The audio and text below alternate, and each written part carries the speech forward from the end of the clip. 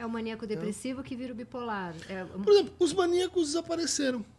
O 1801, Pinel escreveu um tratado chamado Tratado Médico Filosófico, onde o problema principal era a mania. Hoje, diagnóstico raro. Porque os maníacos estão gravando podcast de noite, vendendo nas agências de marketing, virando psicanalista, atendendo o dia inteiro. Opa, tá tranquilo, queremos mais maníacos. Qual é a definição de maníaco? Aí, justamente, é uma definição que vai mudando conforme o tempo, né? Mas, em tese, é aquela pessoa que acelera, né? E ela acelera principalmente em torno de uma coisa, uma ideia. Né? Daí a ideia de que eram monomaníacos. Entendi. Monomaníaco por jogo, monomaníaco por vida, monomaníaco por política, monomaníaco por carrinhos, né? Ou seja, a pessoa se fecha num determinado objeto e isso cria uma mania. Especialmente estudadas eram as manias furiosas.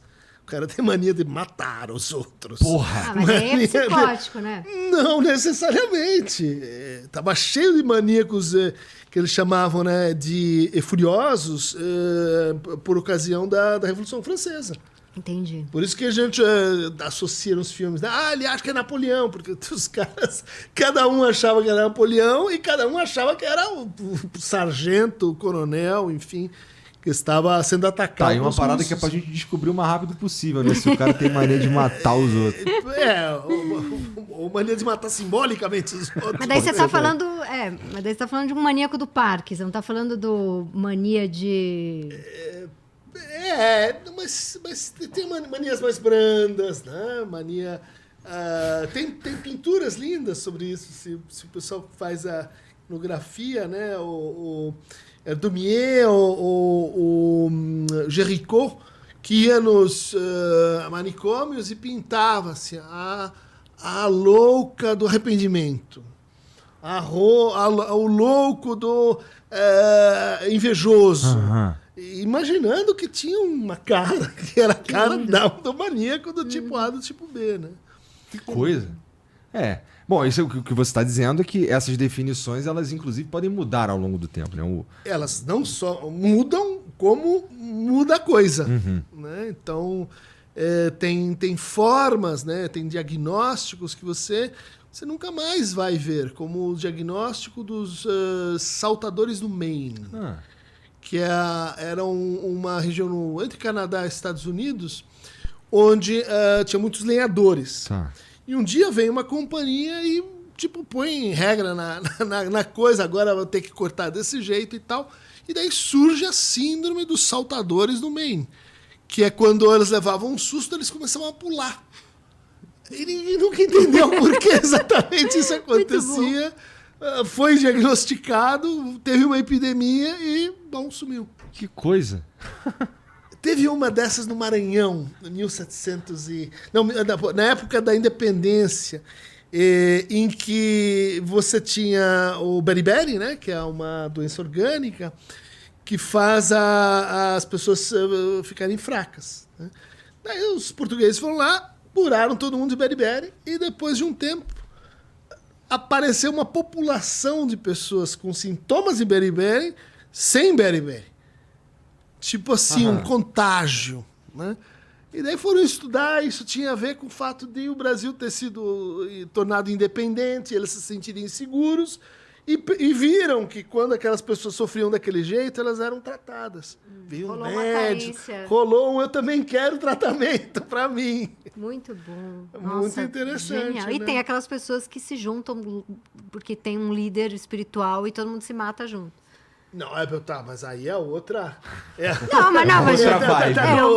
Mas enfim, a gente tá pensando aqui num monte de louco acreditando numa coisa nesse caso, fantasiosa. Você tá falando de um cara que ele consegue ficar doente pela força da vontade de ficar doente. Exatamente. E ele não tá fingindo, assim, tá fazendo um teatro, como se fosse teatro involuntário. Ele queria tanto ficar doente que ele parece que tá doente. Ele queria um carinho. No fundo, ele já estava sofrendo mas o sofrimento dele não tinha expressão social, não valia, não era reconhecido pelo outro. Como dar nome, né? A hora que ele percebe que aquilo ali evoca algo no outro, seja piedade, seja tratamento, seja reconhecimento, ele usa isso para articular esse sofrimento. Por exemplo, até 1987, você tinha pouquíssimos casos de anorexia em Hong Kong.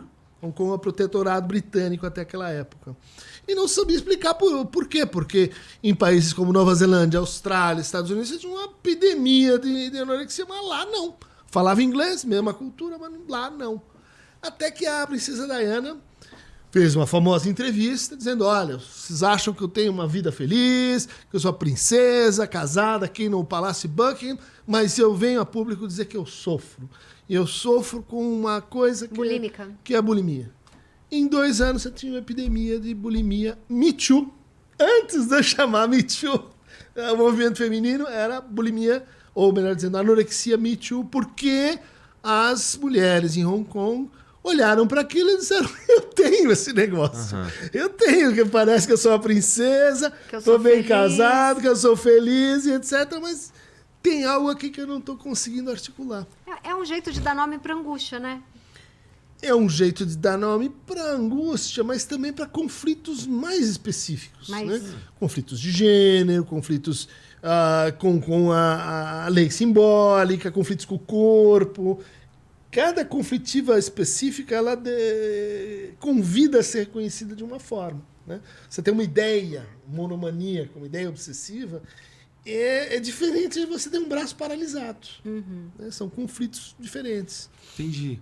E assim, a gente tem se acentuado esse fenômeno ou não? Assim, a gente observa esse fenômeno das pessoas... Vamos lá, surge alguém falando de alguma coisa e, por exemplo, você é muito fã de alguém que falou alguma coisa e daí, por efeito da força das redes sociais, qualquer coisa assim, será que a gente está tendo isso agora? Fascismo, né? Eu acho que sim, mas aí a gente tem que ter cuidado para não assim patologizar. Essa é uma questão mais ampla, né? Mas, por exemplo, já ouviu falar em furries? Já. Pessoas que acham que são animais. Tem ou os que Therians também.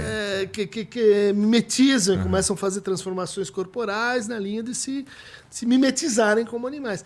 Você diz assim, obviamente aqui tem um sofrimento. É um sofrimento de inadequação assim. Agora, a resposta para me tornar um animal, ela vai depender de que tem alguém dizendo e oferecendo essa narrativa em algum lugar. Verdade. Ou o sujeito é muito criativo e ele é a referência para que os outros façam isso. O ser humano é complicado. Desde que a gente vai falar de coisas, né? Não é nem explicar como funciona, é mais a gente ficar pensando o que a gente está fazendo. A gente chega à conclusão que, cara, a gente é complicado. Então tem umas ideias muito loucas e tenta resolver os nossos conflitos das formas mais criativas.